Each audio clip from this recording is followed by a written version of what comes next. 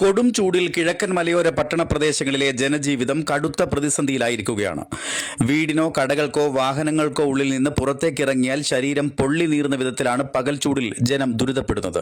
വഴിയോര കച്ചവടക്കാർ, auto taxi ഡ്രൈവർമാർ, ലോട്ടറി വിൽപ്പനക്കാർ, കാൽനട യാത്രികർ, ട്രാഫിക് ഡ്യൂട്ടിയിലുള്ള ഉദ്യോഗസ്ഥർ, കെട്ടിട നിർമ്മാണ മേഖലയിലെ തൊഴിലാളികൾ, KSEB, കേബിൾ നെറ്റ്വർക്ക് ജീവനക്കാർ തുടങ്ങിയവരെല്ലാം ചുട്ടുപൊള്ളുന്ന പകലിൽ ജോലിക്കിറങ്ങാനാകാതെ പകച്ചു നിൽക്കുന്ന സ്ഥിതിയാണ് ഇപ്പോഴുള്ളത്.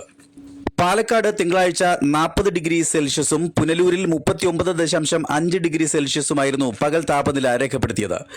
സാധാരണ ദിവസങ്ങളെക്കാൾ 4.4 ഡിഗ്രി സെൽഷ്യസ് കൂടുതൽ രേഖപ്പെടുത്തി.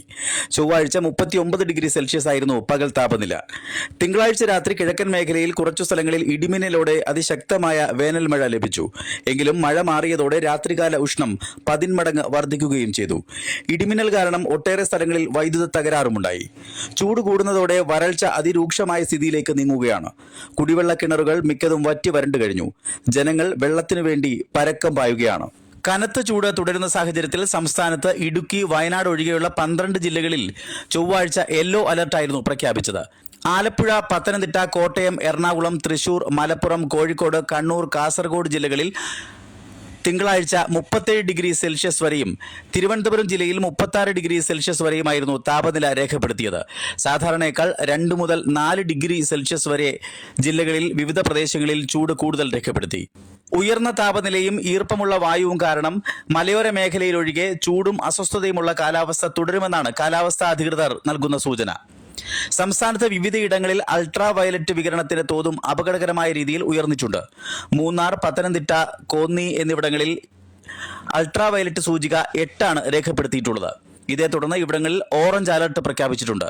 അതിശക്തമായ വികിരണമുള്ളതിനാൽ അതീവ ജാഗ്രത പാലിക്കണം, മുൻകരുതലുകൾ വേണം.